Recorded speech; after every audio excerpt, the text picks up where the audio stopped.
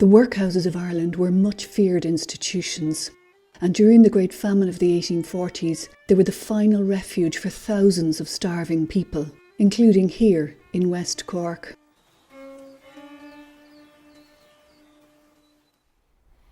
This is part of the perimeter wall of the Skibbereen Workhouse. These high forbidding walls, often 12 or 14 feet high, would reflect the harsh regime within, which consisted of hard labour, discipline, confinement, but above all, a complete loss of dignity for the inmates of the workhouse. As was the norm, the Skibbereen Workhouse was situated a distance away from the main centre of the town.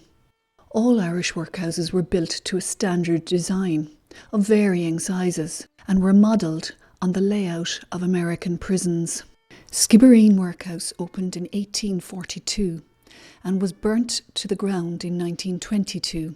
Nothing remains of the original workhouse other than these imposing walls and a workhouse burial ground.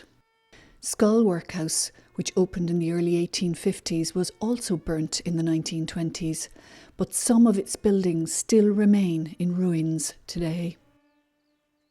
During the Great Famine, the Skibbereen Workhouse was totally overcrowded and underfunded.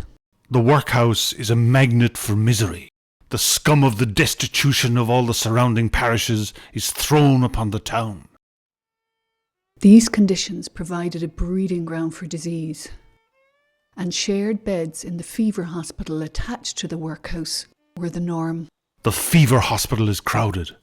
On every pallet, 3 human beings, sick of a burning disease, are stretched side by side. The workhouse became a place you went to die to ensure that you would be buried. Mary Carey had 5 children with her, 2 of whom were dying. She said her principal reason for coming in was that they might be decently interred. The dead were taken from the workhouse to the mass graves at Abbeystrowry graveyard in the infamous dead cart. It is a common circumstance to see the workhouse dead cart laden with 2, 3, and 4 coffins, and drive carelessly along the streets, the driver sitting as unconcernedly as if his load were so much turf.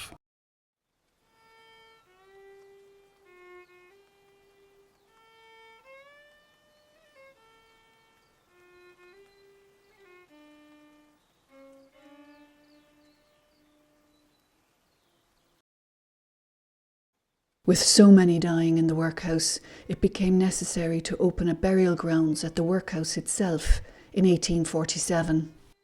We walked 100 yards beyond the workhouse to a field, and in that quarter of an acre were the remains of 600 people, buried in trenches.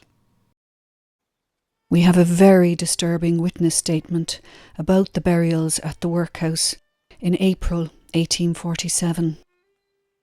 They take the corpses of men and women, boys and girls, all naked as they are, and then, standing on the brink of a shallow hole, catch the poor body, one by the shoulders or head, the other by the heels, and swing it between them into the pit.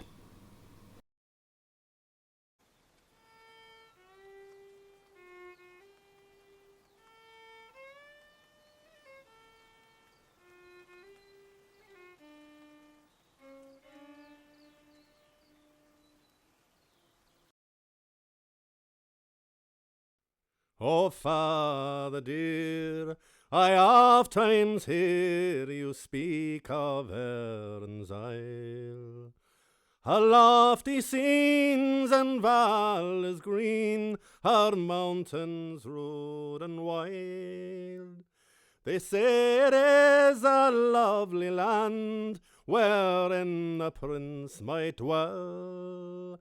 Then why did you abandon it? The reason to me tell. O son, I loved my native land with energy and pride, till the blight came over all my crops, my sheep and cattle died. My rent and taxes were to pay, I could not them redeem. And that's the cruel reason why I left old Skibbereen.